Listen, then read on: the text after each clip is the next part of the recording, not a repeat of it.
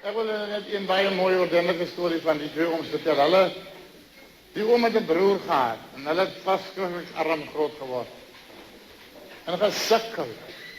Maar was baie belese manne. Jy weet, en toe hulle nou so hier in die laat 50er jare, hier 58, 57, 58, dan so 'n bloeitjie kry dat hulle nou al kan begin rondkyk. Toe trek hulle een naweek op Kaap toe en toe gaan bly hulle in 'n hotel, die Vrydag en die Saterdag. Nou ja, hulle was nie dom mense nie, hulle het aan geweet bietjie van eten en so. Maar die hotel was vir hulle vreemd. Nou, hulle was twee stout manne, hulle het mekaar vreeslik streepig getrek, jy weet, heel in dat die ander in dit voorkom en die ander in dat voorkom, ek sal nou nie daarop gaan. Maar toen zat hulle nou die dag om die eettafel, hulle het sulke ronde tafeltjies met die wit tafeldoeken gehad, met zo'n blink ding met een ring aan, wat in die middel van die tafel staan, waar die chutney en die tomatiesaus en die sout en die peper toe omgestaan. Maar daar staan toe borreltjie Tabasco saus op, wat hulle nou nie ken. En hulle het toe die shop deurgewerk met die regte lepel, en toe bestel hulle soos die platvragen van daai tyd 'n combination. 'n bord met alle soorte vleis en sommer alles op een bord. En dan nodige oorgegooi en die oudste een vat toe die Tabasco en hy ruik hom nog as so. Nee. En nou sit gooi hom. Maar nou, jy weet, die ander een weet nou ook nie wat het is, maar nou wil hy nie vra nie, want ou broer weet mos nou wat het is.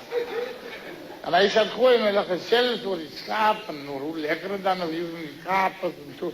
So gooi nou die kos dat hy nou rooi lê in die Tabasco saus. En die jonger broer wag nou dat hy die bottel neersit en hy wil hom ook hê.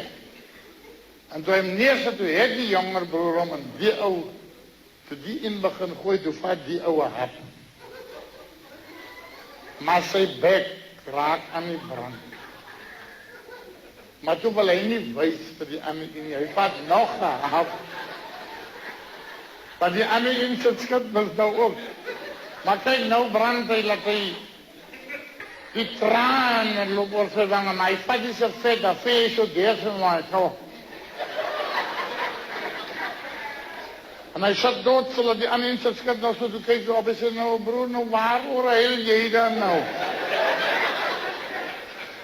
Toe sê hy, nee man, ek heil oor Lema.